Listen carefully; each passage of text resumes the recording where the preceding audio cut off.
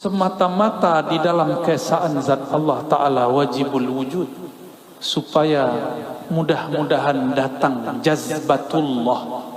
Jazbatullah itulah thariqahnya samaniyah. Thariqah samaniyah adalah thariqah jazbah. Apa arti jazbah? Tarikan cinta Allah.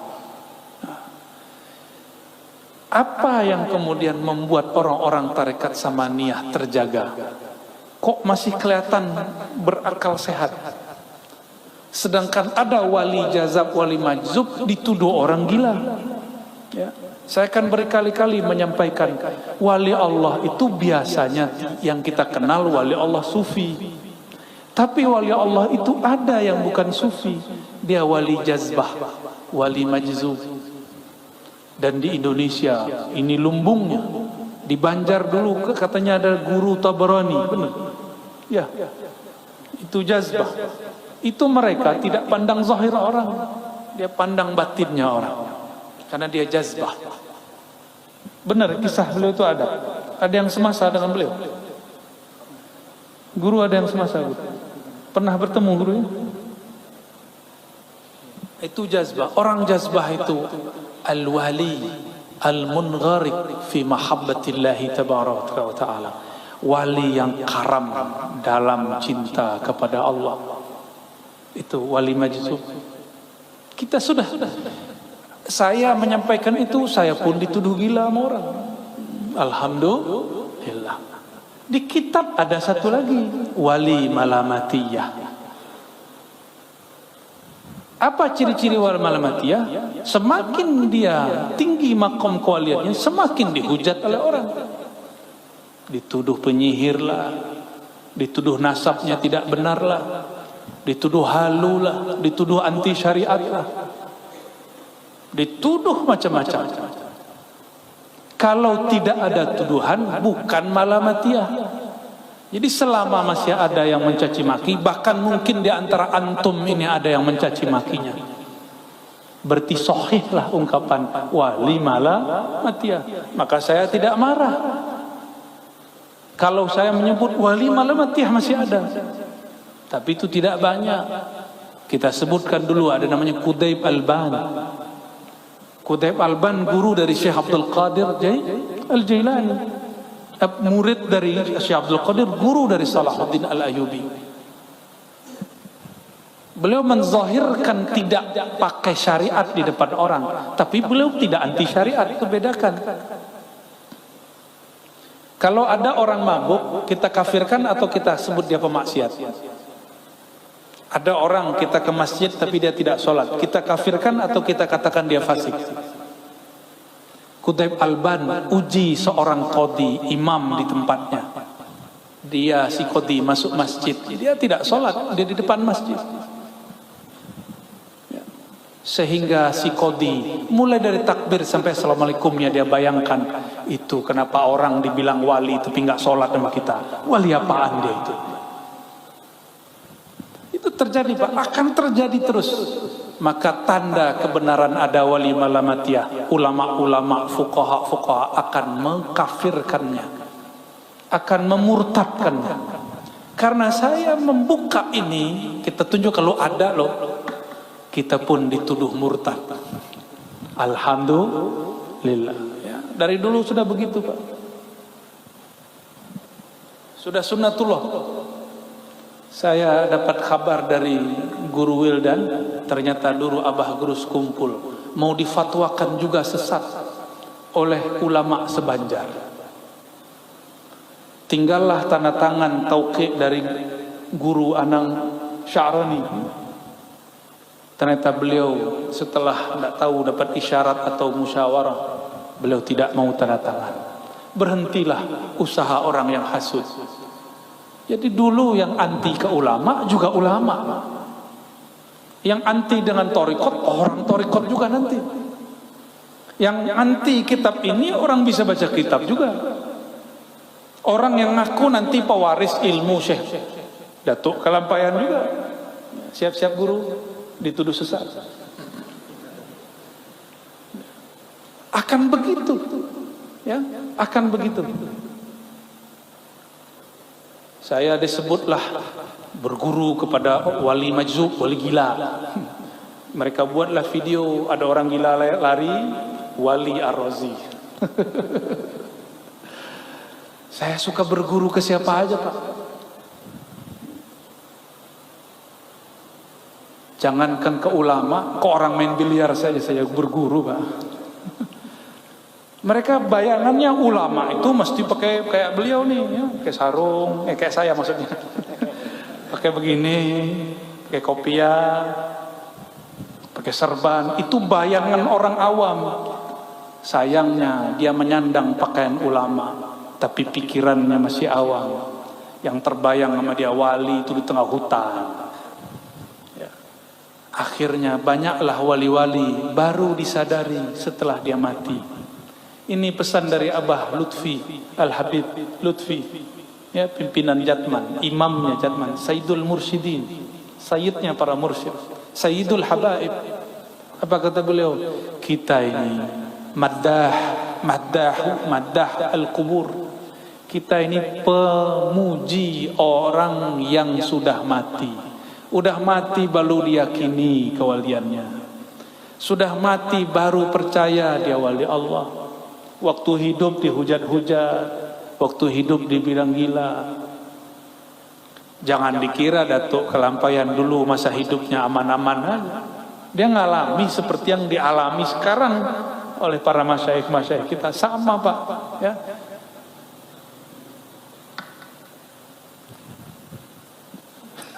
Supaya mudah-mudahan datang jazbahnya Allah. Apa arti jazbah tadi? Tarikan cinta Allah. Itulah sebabnya kenapa orang jazbah senang berteriak lagi zikir Allah, gitu. Itu jazbah. Disebut juga wujdan, rasa yang wujud di dalam diri lalu dia tertarik. Bahkan dulu masyayikh kami pingsan guru. Kalau ngaji begini pingsan. Ya. Tidak jarang juga yang berteriak. Ya. Seingat saya waktu pengajian di mana ada salah satu jamaah kita berteriak Allah, ya. Tiba-tiba ada isyarat cara menenangkan dia waktu itu, ya. Saya begini waktu itu. Tapi itu nggak dibuat-buat, Pak, itu begitu aja, nggak bisa diulang lagi. Ya. Orang itu disebut mengalami jazbah. Tapi itu jazbah dalam thariqah masih bisa dijaga. Kalau jazbah yang kamilah seperti terjadi pada Al-Habib Syekhan, itu kamilah. Orang-orang begitu hukumnya dihukumi seperti orang mabuk cinta kepada Allah. Kita nggak boleh menghukuminya dengan hukum syariat seperti biasa. Atas abdun, ya, yang demikian itu, atas hamba yang demikian itu, hingga hairan.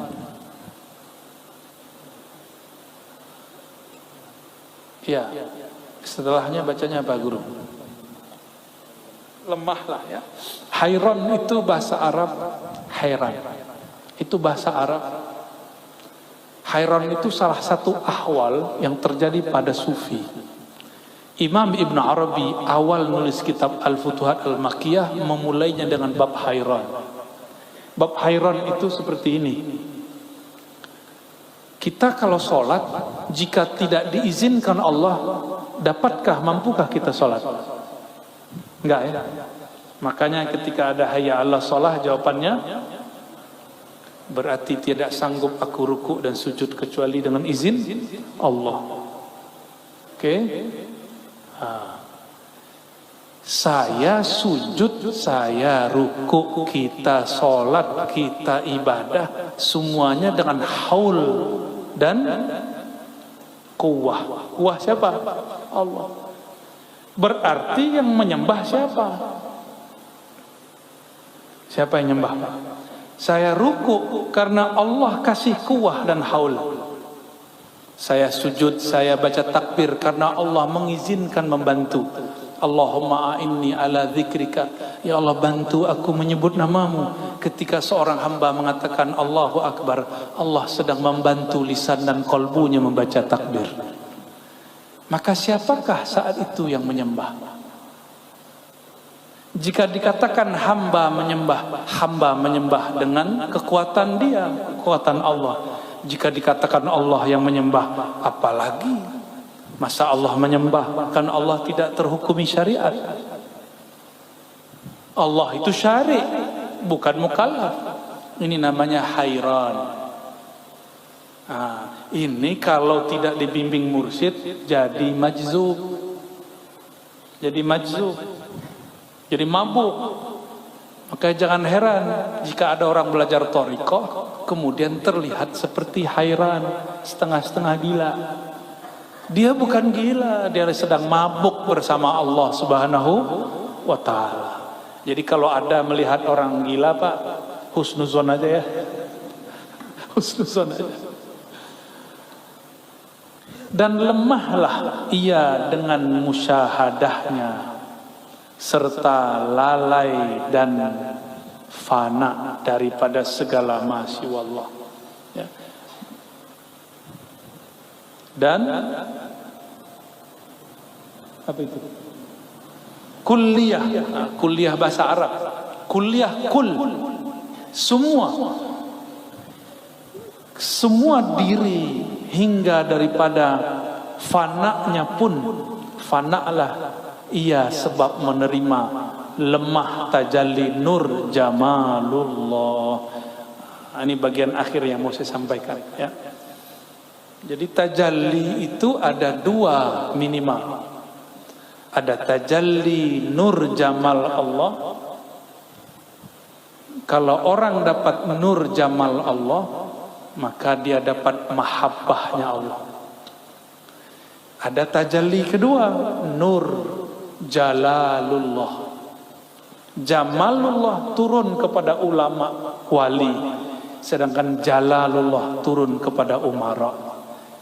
Atas dasar itulah ulama dan umara tidak boleh bertengkar, harus saling melangkul dan saling menguatkan, saling menasihati, saling mengingatkan. Gimana? Sepakat tak? Ini Pak rahasianya. Nur jamalullah turun ke siapa? Ulama. Makanya ulama itu jamal, lembut. Sedangkan jalal turun kepada umara. Dia ulama juga umara, tergabung dalam dirinya jalal dan jamalnya Allah Subhanahu wa ta'ala. Jamal ini penciriannya rahmah, kasih sayang kepada makhluk. Dia tegas dalam sayangnya. Kalau yang karam dalam jalalullah, dia sayang dalam kerasnya. Umara harus tegas, tegasnya karena sayang. Ulama harus lembut, dalam lembutnya dia tegas. Dulu Sayyidina Utsman ulama bukan? Dia lembut, hatta dengan istrinya dia sangat lembut. Makanya Nabi mengatakan ketika putri keduanya wafat, putri pertama, kedua istrinya Utsman, apa kata beliau? Seandainya aku punya putri lagi, aku akan nikahkan kepada engkau. Karena seorang ayah hanya senang melepas putrinya kepada laki-laki yang lembut secara tutur kata dan sikap. Benar guru ya? Ya. Ketika beliau menjadi seorang khalifah, beliau harus tegas. Maka beliau menginisiasi, menetapkan mesti buat tulis Al-Quran. Ditulislah 6 Al-Quran, 6 mushaf. Di saat itu mushaf-mushaf sahabat mesti dilenyapkan, dikumpulkan semua mushaf yang tersebar, dikubur di antara mimbar dan kubur hijr Nabi sallallahu alaihi wasallam, hujrah Nabi sallallahu alaihi wasallam. Jadi antara mimbar Nabi, raudhah dan makbarah Nabi itu di bawahnya ada kuburan mushaf dulu. Makanya saya nggak berani lama-lama menginjak. Jadi kalau ada pintu di situ saya sebenarnya nggak berani lewat, kecuali darurat. Karena di bawahnya dulu ada mushaf para sahabat. Utsman saat itu didemo oleh orang-orang Mesir. Dibuat isu Utsman telah menghina, Utsman telah menghancurkan agama, Utsman semuanya. Lalu beliau kemudian menegaskan, tidak, saya tidak bermaksud seperti yang kalian maksud. berkah ketegasan Sayyidina Utsman. Kita merasakan kasih sayangnya. Hari ini kita bisa baca Qur'annya lewat mushaf. Dan setelah ini pun saya insya Allah akan dibawa melihat Qur'an, mushaf yang dulu ditulis oleh Datuk Kelampayan. Insya Allah ya. Sampai di situ dululah ya. Tolong ditandai halaman 8. Insya Allah nanti kalau kita beruntung, kalau Allah takdirkan ada talqinnya. Tapi syaratnya satu. Nanti sebelum masuk masjid di rumahnya mandi dulu. Ya, atau minimal bersuci dengan sesuci-sucinya. Barulah sah boleh ditalqin. Nah, talqinnya nanti ada 2. Ada zikir keras, ada zikir lembut. Yang dikatalkinkan nanti mungkin dua-duanya. Atau wallahu a'lam bissawab. Semoga Allah ridhoi majlis ini. Semoga siapapun yang mendengarkan baik jauh ataupun dekat, yang di hadapan, di kiri kanan ataupun di alam lain, di alam maya ya. Semoga Allah rahmatinya, kalbunya, Allah sinari ruhnya, Allah berikan cinta kepadanya, Allah berikan husnuzan kepada makhluk-makhluknya, Allah berikan husnul khatimah di akhir hayatnya.